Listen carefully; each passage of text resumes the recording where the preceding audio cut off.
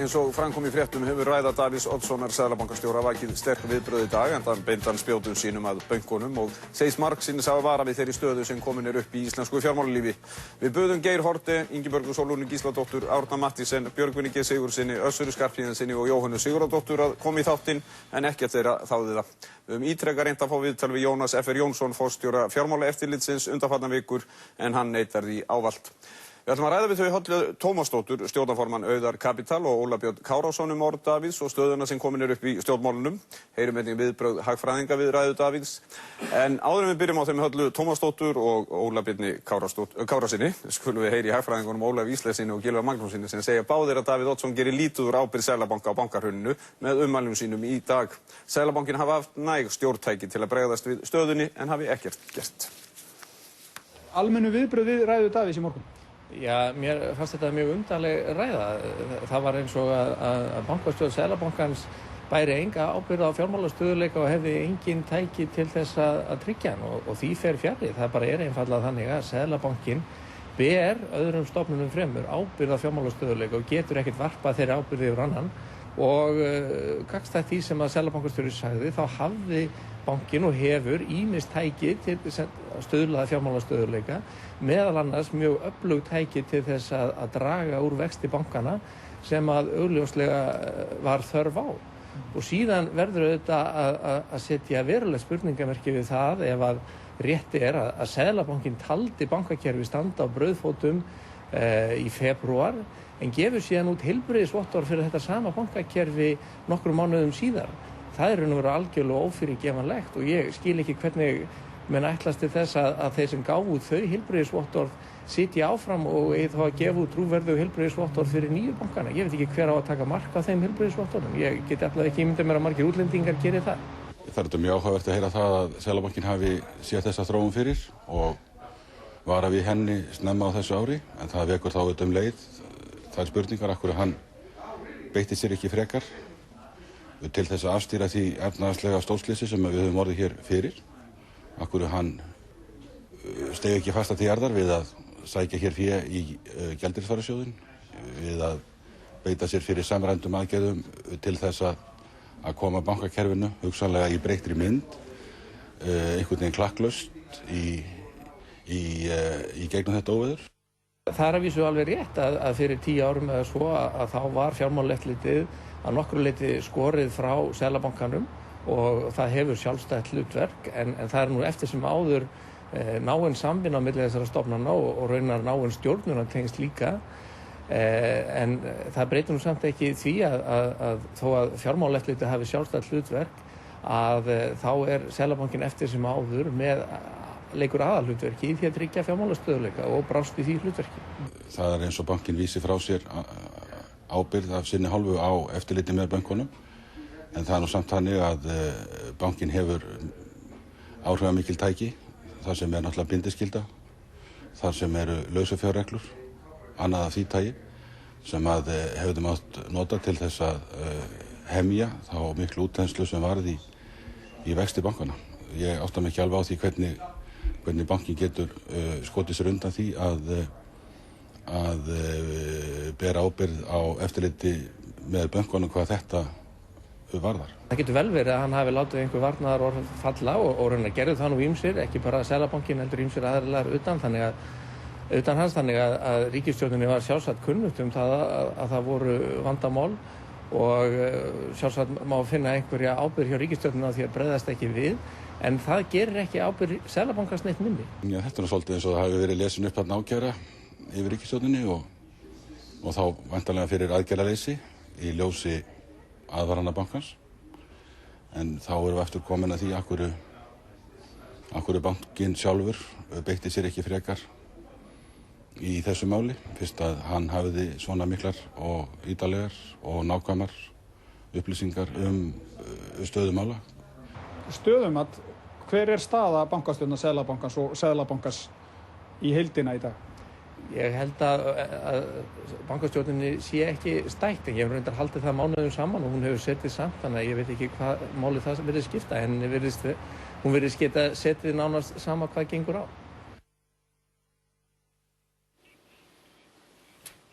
Já, Við erum bara komin hérna inn í hljóðvers, myndvers, Óli Björn og Halla, velkomin bæði tvö. Takk. Óli Björn, aðalhlutverk Seðlabankans að tryggja fjármálastöðugleika og honum mistókst að Davíð var í rauninni að firra Seðlabankann ábyrgð með þessari ræðu og Ólafur Ísleifs talar þarna að þetta hafi verið eins og ákæra yfir ríkisstjórninni og aðgerðleysi ríkisstjórnarinnar. Hvernig túlkaði þú eða hvað áhrif hafði þessi ræða Davíðs á þig? Já, ég ætla nú ekki ætla ég nú að taka undir það að ræða Seðlabankastjóra í morgun hafi verið því marki brennt að hann væri að firra Seðlabankann eða sjálfan sig ábyrgð. Hann miklu fremur að kalla eftir því að það fari fram óháð rannsókn erlendra aðila á því hvað gerðist, hvernig menn höguðu sér bæði fyrir hrun bankana og eftir hrun bankana. Og undanskilur, já, ég held að vísu að hann hefði, og gerir það að sanngjarnan hátt og það er nú 1 ár síðan að hann varaði mjög við því að menn hefðu gengið of hratt gleðina dyr í útrás íslenskra fyrirtæki og ekki bara í bankakerfinu, gerði það á sama vettvangi í rauninni og það er nú 1 ár frá því. Það er 1,5 ár síðan hann hélt ræðu á ársfundi Seðlabankans saman þar sem hann talaði í svipuðum tón og síðan upplýsir hann að Seðlabankinn hafi á fundi, trúnaðarfundi milli bankans og ríkisstjórnarinnar eða forráðamanna ríkisstjórnarinnar vara við stöðu íslensku bankana.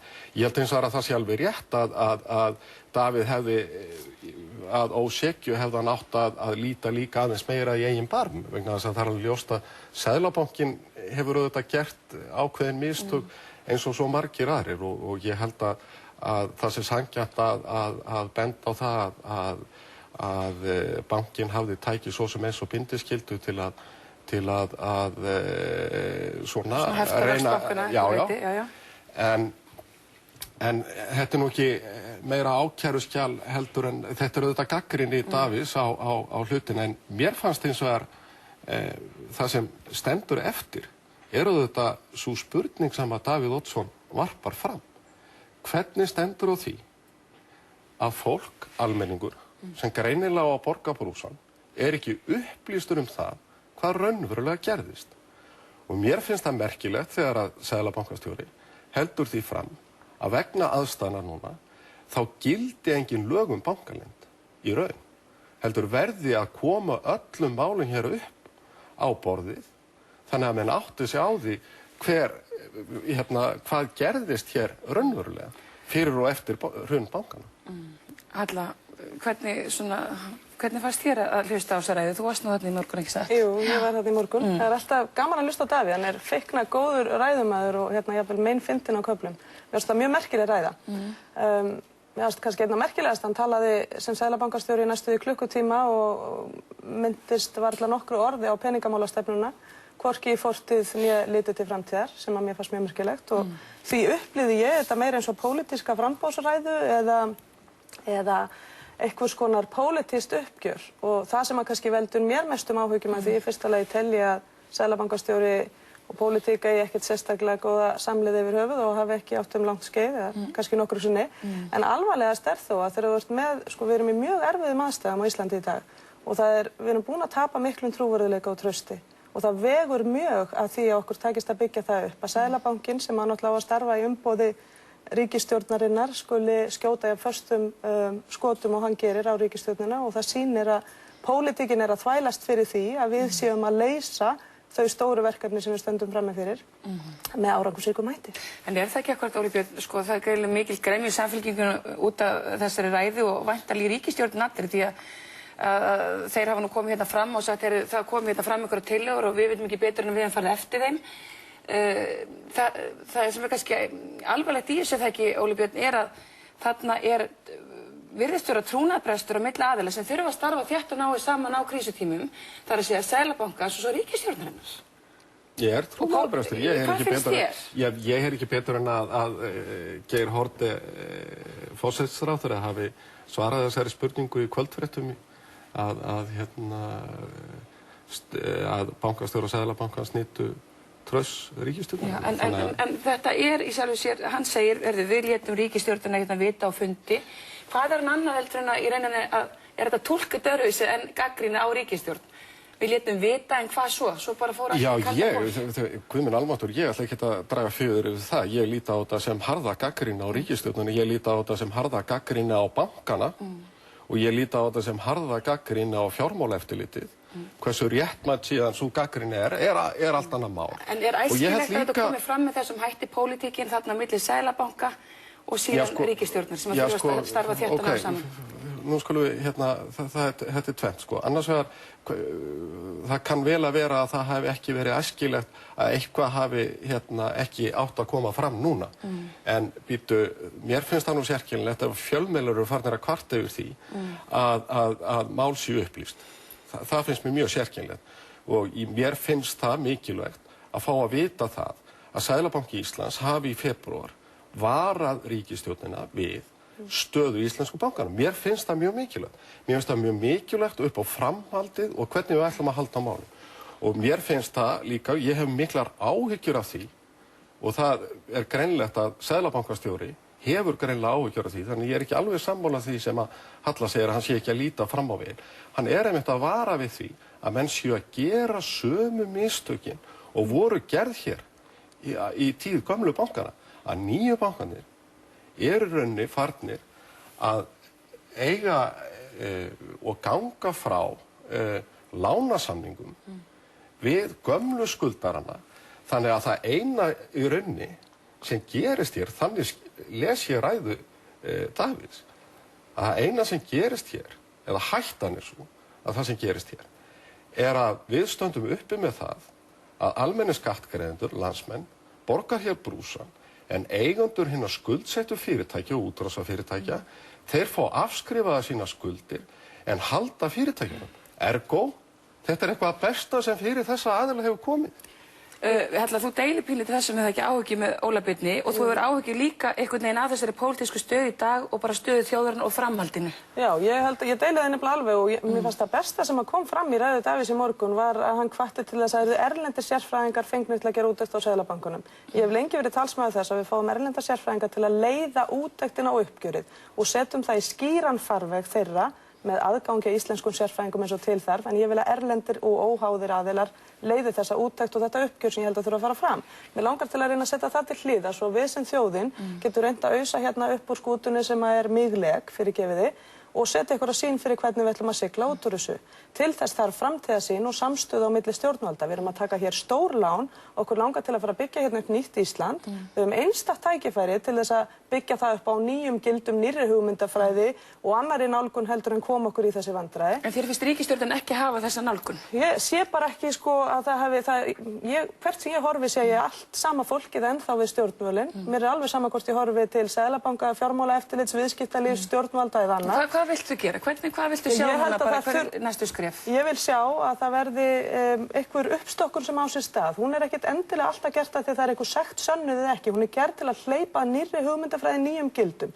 Mér er mjög umhugað siðferði. Það er alltaf verið að tala hvar voru lögbrotin eða hvar var eitthvað slíku pottubrotin. Ég hef miklu meira áhyggjur á hvaða gildum ætlum að byggja nýtt Ísland á. En viltu sjá ríkisstjórnina segja af sér í heild sinni, viltu sjá starfsstjórnmynd eða hvað viltu sjá? Já, ég myndi gjarnan Seðlabankastjórnina vikja. Ég vil náttúrulega fyrst og fremst sjá að við hleypum nýju fólki sem ekki er blindað af því sem gerðist eða réttlæta sinn hlut í því eða eins og Seðlabankastjóri gerði í dag eða megnunarræðinni að tala hvernig hann er ekki ábyrgur. Ég vildi bara þá frekar að við dílum seinna við það hver er ábyrgur og hvernig og setjum núna fólk sem er tilbúið til að horfa fram á við. Þú vilt breytingar á Seðlabankastjórninni? Það er alveg klárt mál að við þurfum breytingu þar, það er klárt mál að við þurfum framtíðarsýn. En ríkisstjórnin? Ég held að ríkisstjórnin þurfi að axla ábyrgð líka, en ég held að ganga til kosninga núna eins og margir hafa talað sé ekki ráðlegt. Hvernig á hún þá að axla ábyrgð? Já, ég held að það sé hægt að gera það með því að skipta út ákveðnum leikmönnum og ég reikna með því að við förum hérna til kosninga í vor, mér finnst annað mjög ólíklegt, en ég hef sagt að ef að ríkisstjórnin tekur sig ekki saman í andlitinu núna og gefur þessari þjóð framtíðarsýn til að sjá við endan á þessum löngu og dökku göngum sem við erum að gangi í gegnum, þá verðum við bara að setja ópólitíska aðila í að stýra hérna landinu og taka þær erfiðu ákvarðanir sem þarf að taka. En hvaða leikmönnum á að skipta út? Ég held að það sé kannski ekki mitt að ákveða það. Ég held að forystan þurfi að koma frá forsætisráðherra og forsætisráðherra er yfirmaður Seðlabanka. Óli Björn, til að byrja með, er Seðlabankastjórninni sætt? Getur hún haldið áfram ef við ætlum einhvern veginn að fá einhverja ró í þetta og eitthvað traust aftur? Auðvitað eru fjölmiðlar búin að vera fullir að upphrópunum og mjög harðri og óvæginni og ósanngjarnri, finnst mér, gagnrýni á Seðlabankann að hafa einblínt einhvern veginn á hann, og það kannski þess vegna sem að Davíð sér sig knúinn til þess að tala með þeim hætti sem hann gerir. Og ýmsir stjórnmálamenn hafa líka reynt að grafa undan Seðlabankanum og svona setja fleyg á milli. En þú sérst ekki einhverju lausn við því að þessi bankastjórn Nei, ég meina lausn mín er fólgin í því að við sjáum hér gríðarlega uppstokkun í íslenskum stjórnmálum. Ég held að það sé óhjákvæmilegt. Hvort að það kallar á nýja stjórnmálaflokka, ég er ekki að segja það, en það verður gríðarlega uppstokkun í íslensku stjórnmálulífi. Viltu sjá foreldrar segja af sér núna til dæmis í þessari aðstæðum? Nei, ég kalli ekki eftir neinu. En kosningar í vor? Já, ég held að við komast ekki hjá því. En ég vil líka sjá þessu uppstokkun í íslensku atvinnulífi. Ég bara óttast það sem er verið að gera og hvernig er verið að halda á hlutunum núna, þessa dagan og þessa vikunar, komi í veg fyrir þá nauðsynlegu uppstokkun í íslensku atvinnulífi, þar sem við byggjum upp heilbrigðara og eðlilegra samfélag heldur en við höfðum áður. Það er verið að koma í veg fyrir það. Það er verið að koma í veg fyrir það. Hver er að koma í veg fyrir það? Já, ég held að ríkisbankarnir séu að gera það. Ég held að það sé alveg augljóst.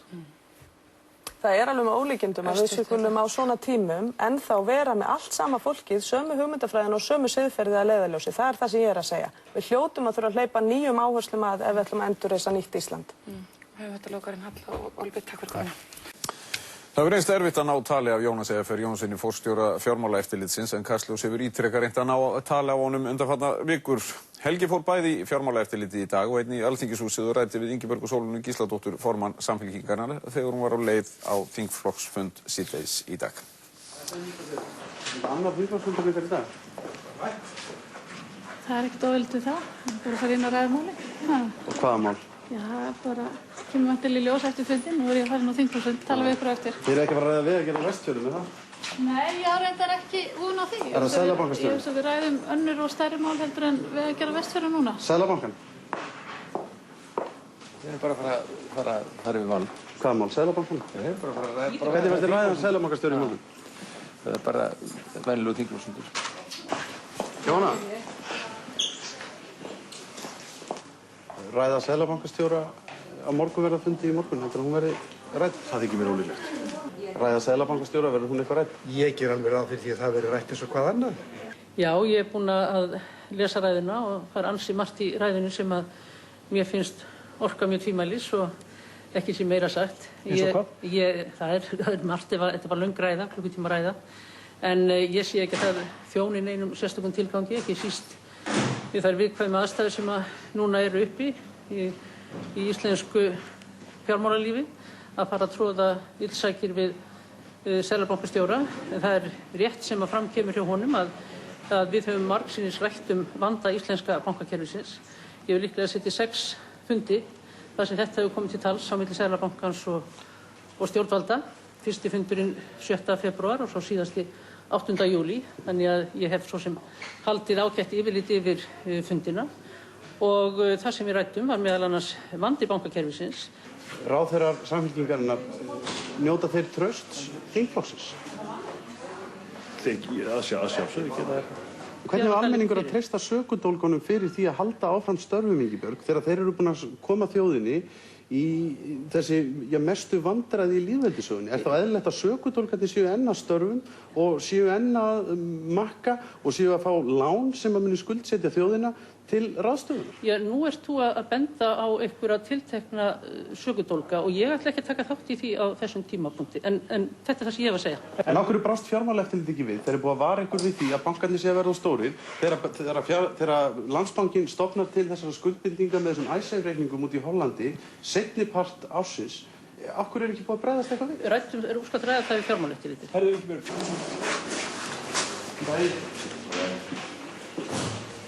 Getur þú farið við? Nei. Nú það ekki? Nei. Ok, getur þú ekki að heita Jónas? Já, hann er þetta ekki. Nú erum við bara að hringja á andra hvernig við getum náða á okkur það. Skal við sjá?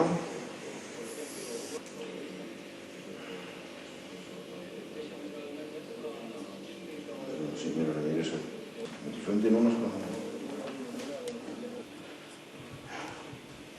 Hver? Helgi heiti ég. Helgi yfir hann. Já. Nei.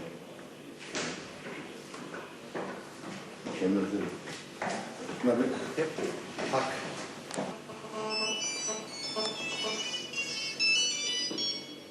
Já. Ok.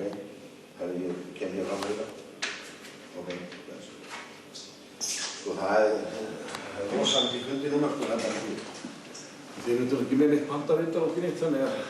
Nei, við erum búin að pantaviðtal í einhverjar, hvað ætla að segja, 6-7 vikur, sko. Já. Er hún Úrsúla ekki uppi? Veistu hver það er?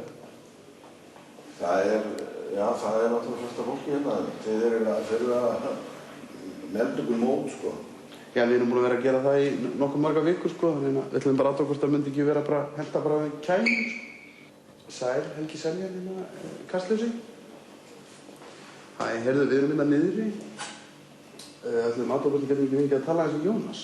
Við erum búin að hringja núna í nokkuð marga vikur, sko, fyrir þetta er viðtalið.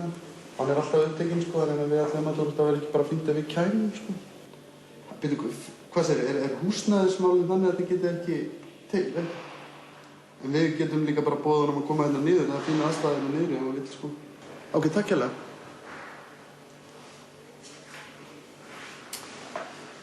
Hún ætlar að hringja aftur hún Úrsúla.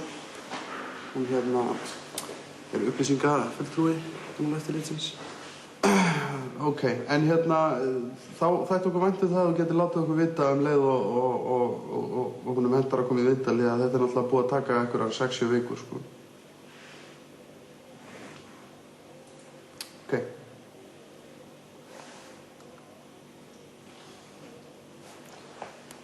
Já, Jónas F.R. Jónsson er sem sagt upptekinn og er ekki til viðtals, hann er á fundum og mikið að gera. Við lögðum bara einn beiðni ásamt hinum beiðnunum okkar sem við höfum lagt fram núna síðustu 7-8 vikurnar og sjáum til hvað gerist. Já, við sjáum hvernig Jónas svarar þessum beiðnum sem þarna liggja inn í